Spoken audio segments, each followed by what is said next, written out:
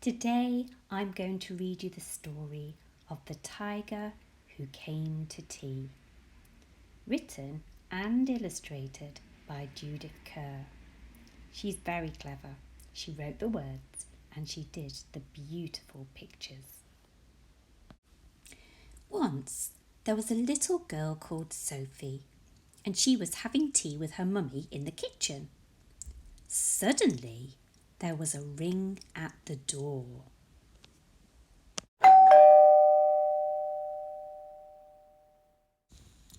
Sophie's mummy said, "I wonder who that can be.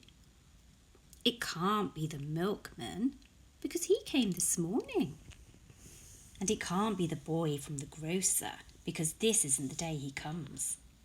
And it can't be Daddy because he's got his key. We'd better open the door and see."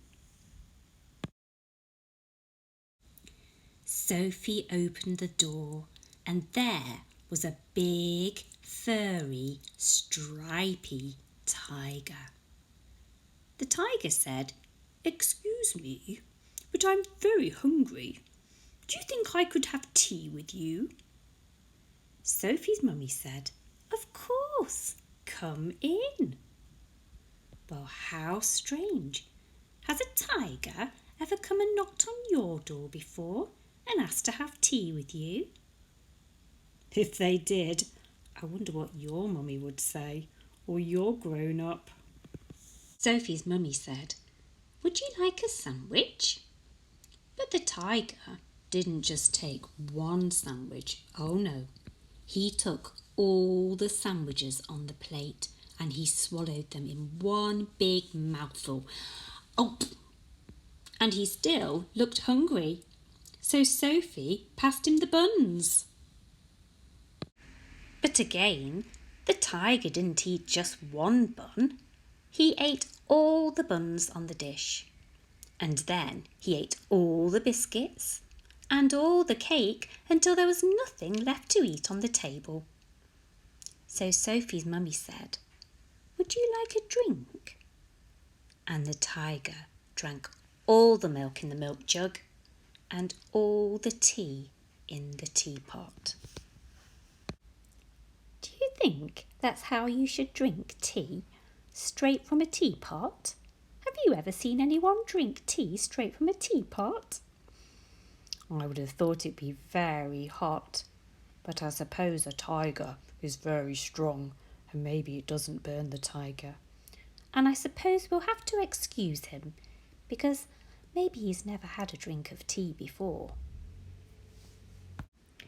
And then he looked round the kitchen to see what else he could find.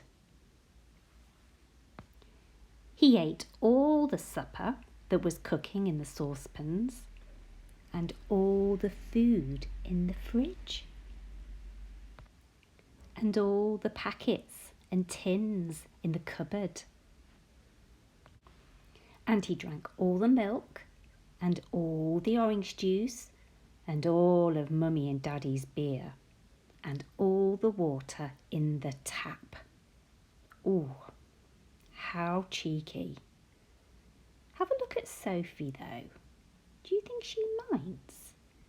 Is she frightened of the tiger? She doesn't look frightened of the tiger to me. Can you see her cuddling his tail? Then he said, "Thank you for my nice tea.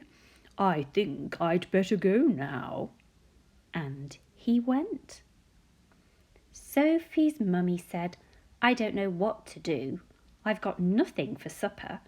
The tiger has eaten it all." And Sophie found she couldn't have her bath because the tiger had drunk all the water in the tap. Just then, Sophie's daddy came home. "I'm home." So Sophie and her mummy told him what had happened and how the tiger had eaten all the food and drunk all the drink. And Sophie's daddy said, "I know what we'll do. I've got a very good idea. We'll put on our coats and go to a cafe." So they went out in the dark, and all the street lamps were lit, and all the cars had their lights on, and they walked down the road to a cafe. I've just spotted something on that page. Can you see the little cat? It looks a bit like the tiger, doesn't it? And they had a lovely supper with sausages and chips and ice cream. In the morning, Sophie and her mummy went shopping, and they bought lots more things to eat. And they also bought a very big tin of tiger food, in case the tiger should come to tea again. But he never did. Goodbye, goodbye, goodbye. Can you see he's playing a little trumpet? Can you join in? Can you hold your little trumpet and play the little song? Goodbye, goodbye, goodbye. Here's a picture of Judith Kerr. She's the author, remember, and the illustrator of The Tiger Who Came to Tea. She was very old when she died. It was only last year, but she was 95 years old. She wrote lots of children's stories. The Tiger Who Came to Tea was the first story that she ever wrote. And it was one of my favourite stories when I was a little girl, because it was actually written just before I was born. So it's quite an old story. And I used to read all of the Mog stories to my children as they were growing up, and they were their favourites. Mog in the Dark, Mog the Forgetful Cat, Mog's Christmas. I wonder if you know any of the Mog stories. Maybe we could read some when we go back to nursery together. I'll find some out. Hope you enjoyed the story today. See you soon.